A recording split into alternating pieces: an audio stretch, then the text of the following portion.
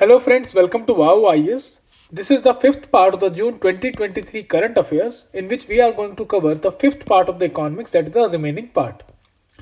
We are doing this under our initiative in which we are providing you crisp summaries of the Vision Monthly magazine in not more than 50 pages. It is at a very nominal price of 599 rupees.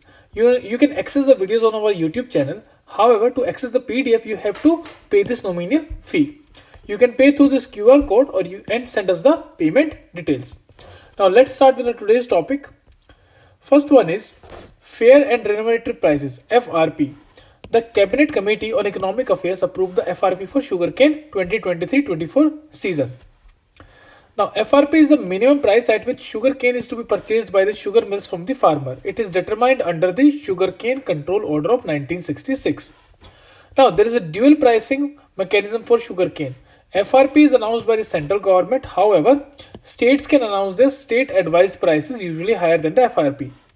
The FRP that is announced by the central government is on basis of the recommendation by CACP, that is Commission for Agricultural Cost and Prices. So actually, Commission for Agricultural Cost and Prices gives recommendation to the central government regarding the fair and remunerative prices for the sugarcane for any season. Next news is Framework for Compromise Settlement and Technical Write-offs. So RBI has issued this framework in which it is trying to provide further impetus to the resolution of stressed assets as well as rationalized instructions across all regulated entities. Now, these regulated entities include commercial banks, primary urban cooperative banks, state and central cooperative banks, then NBFCs, including housing finance companies, etc. In 2019, RBI released the Prudential Framework for the Resolution of Stressed Assets regarding the compromise settlement. Next is what are the key features of this. First of all, the RE shall put in place a board-approved policies for undertaking compromise settlements and technical write-offs. Reporting mechanism has to be at the next higher authority, at least on a quarterly basis. Now, there has to be a cooling period also for the borrowers to subject to compromise settlement in respect to exposures other than the farm credit exposures shall be subjected to a floor of 12 months. That means if they want to again take a loan, then 12 months cooling off period is required. REs or regulated entities are free to stipulate higher cooling periods. RE can regulate compromise settlements or technical write-offs regarding accounts categorized as willful defaulters or fraud without prejudice or to criminal proceedings against such debtors. What are the key terms here? The key terms include, first one is compromise settlement. It is any negotiated arrangement with the borrower to fully settle claims of RE against borrower in cash.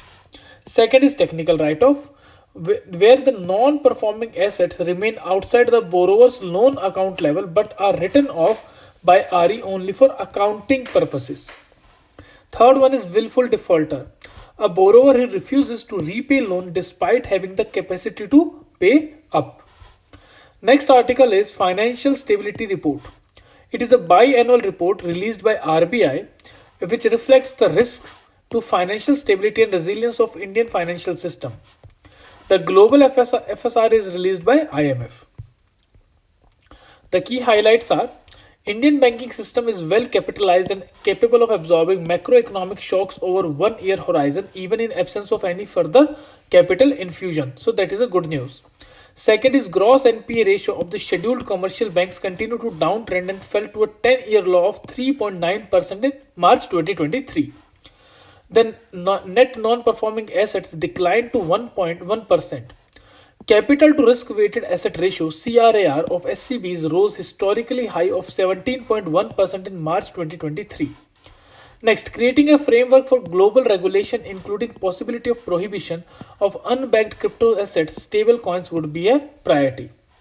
Stable coins are cryptocurrencies whose value is pegged to that of another currency, commodity or financial instruments. Insolvency and Bankruptcy Code has rescued 72% of the distressed assets since it came into being in 2016. Next is average time for concluding any corporate insolvency resolution process has yielded resolution plans was 512 days, that is 330 days provided in the IBC. So it has not been able to keep up with the average time for resolution of any insolvency request. Next is Global Economic Prospects Report. It is released by World Bank and it is released twice a year. The findings are the global economy is projected to be slow sustainability this year and with a pronounced deceleration in the advanced economies. GDP growth for India in this year will be 6.3% as compared to previous estimate of 6.6%. Third is India's private investment was likely boosted by the increasing corporate profits while unemployment declined to 6.8% in first quarter of the 2023. Next is Financial Services Institution Bureau. It has selected new chiefs for the General Insurance Corporation of India and National Insurance Company. FSB has been set up under the Department of Financial Services, which comes under Ministry of Finance. It has replaced the Bank Board Bureau, which was initially given this responsibility for selecting new chiefs. Now, the composition of this FSIB is chairman. It will be nominated by the central government. Then there will be ex officio members who will include secretary in charge of the DFS, Department of Public Enterprises, then chairman of RDAI, deputy governor of RBI. Then there are several part-time members also which have the subject matter knowledge about this issue. Now, what are the functions of FSIB? So first of all, it recommends the whole-time directors and non-executive chairmen on the board of financial services institutions. Secondly, it advises on certain matters relating to personal management in these institutions. Next topic is greedflation. Greedflation is a basic term that is the inflation and hike in prices not driven by the economic flow but by the corporate greed. That is actual, there is not actual demand, but the corporates are increasing to inflate their profit margins, so they try to increase the prices, which results in inflation. That is known as greedflation. Next is ANTARDRIHSTI. Now, this RBI governor has launched this financial inclusion dashboard, and it will be for the internal use of RBI to know that what has been the progress of financial inclusion in the country.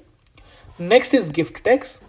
The CBDT has exempted buyers from gift tax when they acquire equity shares in public sector units through strategic disinvestment.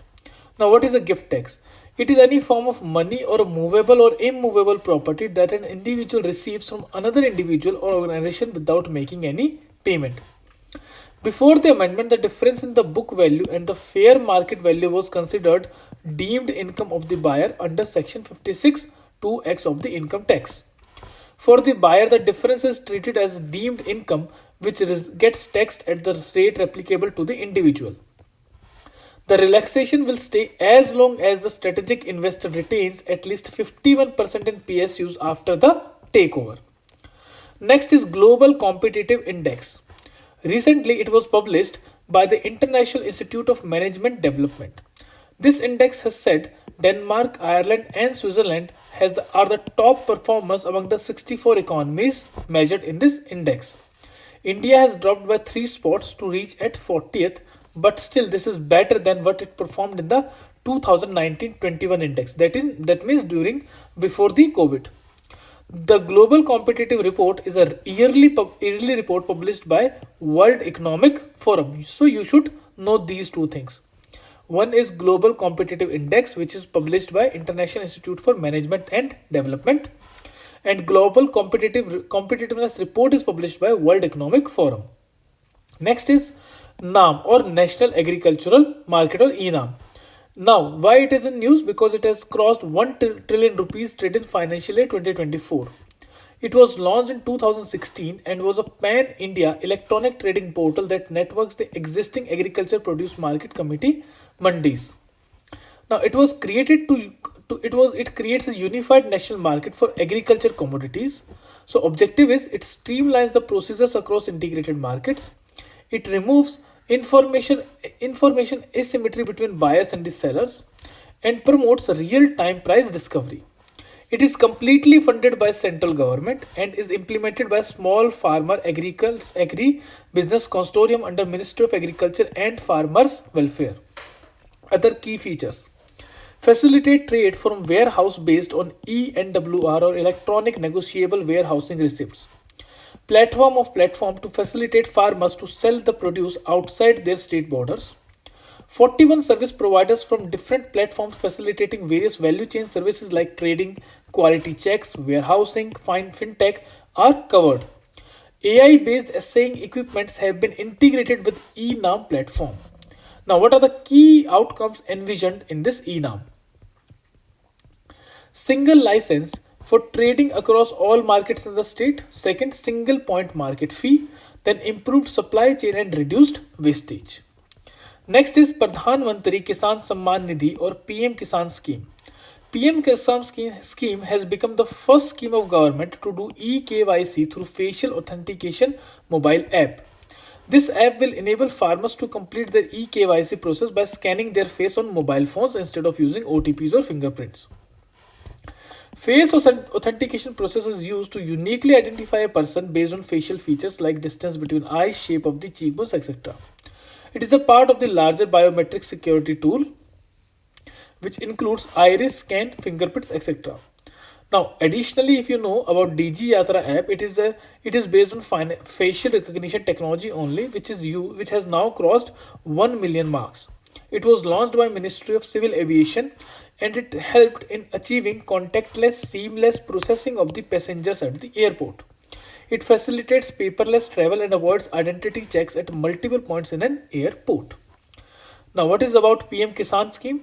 It was launched in 2019 as a center sector scheme with 100% funding from the central government. It was the world's largest direct benefit transfer scheme. Income support of 6,000 rupees per year is provided to all land holding farmer families across country. Next is government withdraws draft livestock bill. Now, government has withdrawn livestock products bill 2023 due to concerns raised by animal activists. As a result, the existing Livestock Importation Act of 1898 and Livestock Importation Amendment Act of 2001 will continue to regulate the livestock. Livestock Importation Act of 1898 says that central government has the right to regulate, restrict or prohibit import of any livestock which may be liable to be infected. Custom officers shall have the powers to implement the government's order. The state government may make rules for the imported livestock within its jurisdiction. Lastly, the last amendment was done in 2001, which altered the definition of livestock products and also included the provisions of the Customs Act 1962 in it. Next comes Electronics Repair Services Outsourcing or ERSO. Now, Mantri has launched this pilot project. Along with other several ministries or departments converse with the industry to launch ERSO pilot initiative to make India repair capital of the world. Over the next five years, this industry will go around $20 billion in revenue and generate millions of jobs. Global electronic equipment repair service market is forecast to reach 188 billion by 2026. ERSO involves outsourcing defective or damaged electronic items to Indian repair service organizations for repair, refurbishment, and calibration to achieve optimal functionality. Next is India's advantages with ERSO. First of all, we have skilled and affordable workforce that provides significant repair advantage. Secondly, with the factors like availability of electronic equipment insurance, the right to repair concept, domestic digital push by government, they also will be influential in this market. Now, what is the significance for India? First of all, its contribution to the mission life and circular economy. Secondly, skill enhancement. Thirdly, incremental tax revenue for the government and growth of MSME sector. Next is strategic reserve of crude oil. Now, Rajasthan has been considered as a potential site for this reserve.